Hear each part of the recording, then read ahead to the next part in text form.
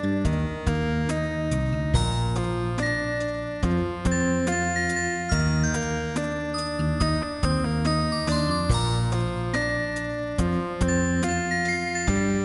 Students, স্বাগতম সবাইকে আজকের ভিডিও লেকচার পর্বে। আজকে আমরা অ্যালকাইল হ্যালাইড সম্পর্কে ডিটেলস আলোচনা করব।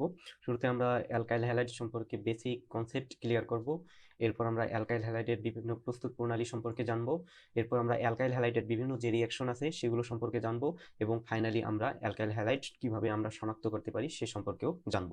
তো চলো আমরা আমাদের ভিডিও লেকচার শুরু করি। ভিডিও লেকচার শুরু করার পূর্বে বরাবরের মতোই তোমাদের প্রতি আমার একটি রিকোয়েস্ট থাকবে, তোমরা যারা আমার চ্যানেলের নতুন তারা অবশ্যই চ্যানেলটি সাবস্ক্রাইব করবে, ভিডিওটিতে লাইক দিবে এবং ভিডিওটি অবশ্যই তোমাদের ফ্রেন্ডদের সাথে শেয়ার করবে।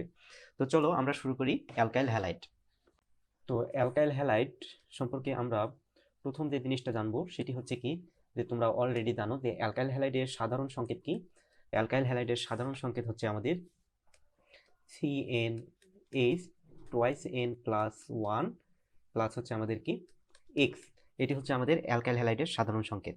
তো আমাদের যদি আমরা এই অ্যালকাইল হ্যালাইডের ডেফিনেশনটা বলতে যাই, তো সে ডেফিনেশনটা হচ্ছে এরকম, যে কোনো অ্যালকেনের হাইড্রোজেন পরমাণুকে হ্যালোজেন পরমাণু দ্বারা প্রতিস্থাপন করে যে উৎপাদ পাওয়া যায় তাকে অ্যালকাইল হ্যালাইড বলে। তাহলে আমি কি বললাম, যে আমাদের কি কোনো অ্যালকেনের হাইড্রোজেন পরমাণুকে হ্যালোজেন পরমাণু দ্বারা প্রতিস্থাপন করে যে উৎপাদ পাওয়া যায় তাকে অ্যালকাইল হ্যালাইড বলে।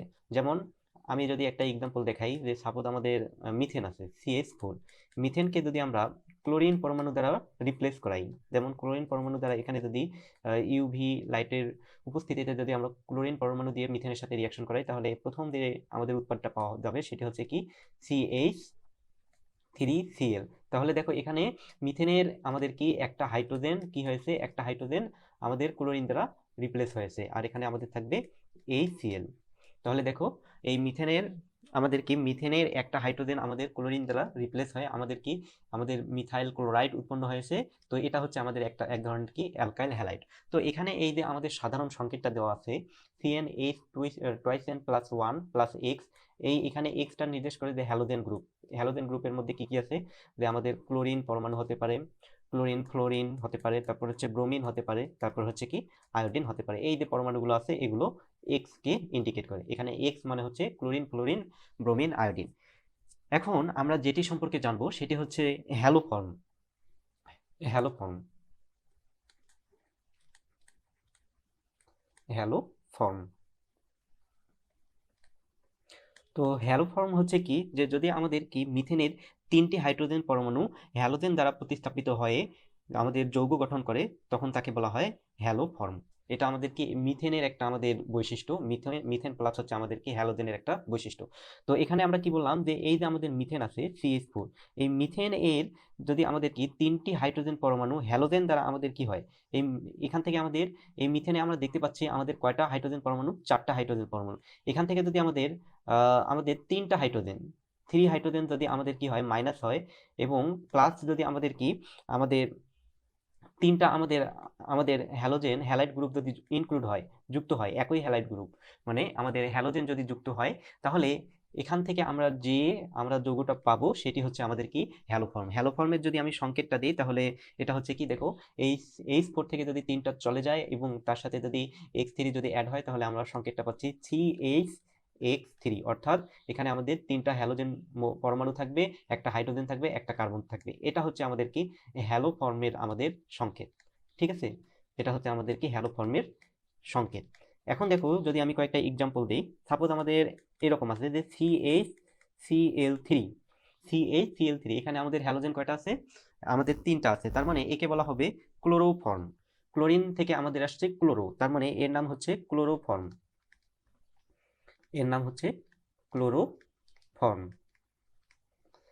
এরপর দেখো যদি এরকম হয় যে আমাদের কি Br3, তাহলে এর নাম হবে আমাদের ব্রোমোফর্ম।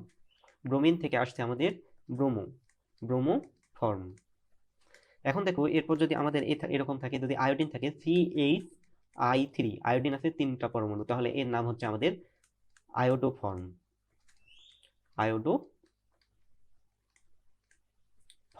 ঠিক আছে, তাহলে আমাদের হ্যালো ফর্ম সম্পর্কে আমরা জানলাম যে আমাদের কি মিথেনের আমাদের কি 3টা হাইড্রোজেন পরমাণু। দেখো যে মিথেনের 3টা হাইড্রোজেন পরমাণু যদি আমাদের কি আমাদের হ্যালোজেন পরমাণু দ্বারা আমাদের কি হয় প্রতিস্থাপিত হয়, তবে যা পাই তাকে বলা হয় কি আমাদের হ্যালো ফর্ম। তো এদের মধ্যে একটা জিনিস মাথায় রাখবা যে আমাদের ক্লোরোফর্ম আর হচ্ছে আয়োডোফর্ম, এই দুটো বেশি কাজে লাগে। এই যে ক্লোরোফর্ম আর হচ্ছে আমাদের কি আয়োডোফর্ম, এই দুটো আমাদের কি বেশি কাজে লাগে, বাকিগুলো আমাদের তেমন একটা কি কাজে লাগে না। ক্লোরোফর্ম আর আয়োডোফর্ম আমাদের বেশি কাজে লাগে, এটা একটু মাথায় রাখবা, বাকিগুলো তেমন একটা আমাদের কাজে আসে না।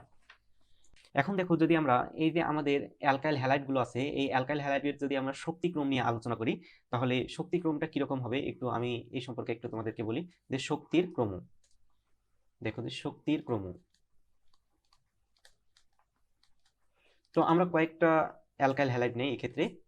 তো সাপোজ তোমাদের কাছে আছে CH3 মিথাইল ফ্লোরাইড, তারপর হচ্ছে আমাদের CH3 মিথাইল ক্লোরাইড, তারপর হচ্ছে আমাদের CH3 BR bromide methyl bromide, তারপর আছে তোমাদের মিথাইল আয়োডাইড CH3 আয়োডাইড। তো এই যৌগগুলোর মধ্যে তোমাদেরকে যদি বলা হয় যে সবচেয়ে শক্তিশালী কোনটা আর সবচেয়ে আমাদের কি দুর্বল বিক্রিয়ক কোনটা, তাহলে এখান থেকে আমরা যেটা জানি যে আমাদের এই যে মিথাইল আয়োডাইড আছে, এটা হচ্ছে আমাদের বেশি শক্তিশালী। এটি আমাদের কি, এটি হচ্ছে আমাদের বেশি আমাদের শক্তিশালী। আর এখানে আমাদের মিথাইল ফ্লোরাইড হচ্ছে আমাদের কি আমাদের দুর্বল বিক্রিয়ক। এই যে মিথাইল ফ্লোরাইড হচ্ছে আমাদের সব থেকে দুর্বল বিক্রিয়ক, দুর্বল। তাহলে আমাদের এখানে আমরা জানলাম কি যে আমাদের মিথাইল ফ্লোরাইড হচ্ছে আমাদের সবচেয়ে দুর্বল বিকারক, আর হচ্ছে মিথাইল আয়োডাইড হচ্ছে আমাদের কি আমাদের সবচেয়ে বেশি শক্তিশালী বিকারক। এটা হচ্ছে আমাদের বিকারক। এখন এইটার আমাদের রিজনটা কি, যে আমাদের এখানে মিথাইল ফ্লোরাইড আর হচ্ছে মিথাইল আয়োডাইড, এই দুইটা মিথাইল ফ্লোরাইড আমাদের দুর্বল বিকারক হলেও মিথাইল আয়োডাইড আমাদের শক্তিশালী বিকারক কেন? এরকম যদি তোমাদের কোশ্চেন করা হয়, তাহলে অ্যান্সারটা হচ্ছে, যদি আমরা এদের গাঠনিক সংকেতটা একটু লক্ষ্য করি, যে মিথাইল ফ্লোরাইডের গাঠনিক সংকেতটা দেখো। মিথাইল ফ্লোরাইড, এখানে একটা হাইড্রোজেন আছে, এখানে একটা হাইড্রোজেন, এখানে একটা হাইড্রোজেন, আর এখানে হচ্ছে আমাদের ফ্লোরিন। আর মিথাইল আয়োডাইডের এখানে আমাদের আছে আয়োডিন থাকবে, আর আমাদের আমাদের 3টা হাতে আমাদের কি 3টা হাইড্রোজেন থাকবে। তাহলে দেখো এখানে আমাদের যেটা হয়, এখানে তোমরা জানো যে আমাদের কি এই যে ফ্লোরিন আছে, এই ফ্লোরিনের তড়িৎ ঋণাত্মকতাটা একটু বেশি। এর তড়িৎ ঋণাত্মকতা তড়িৎ ঋণাত্মকতা তড়িৎ ঋণাত্মকতা এর কি বেশি।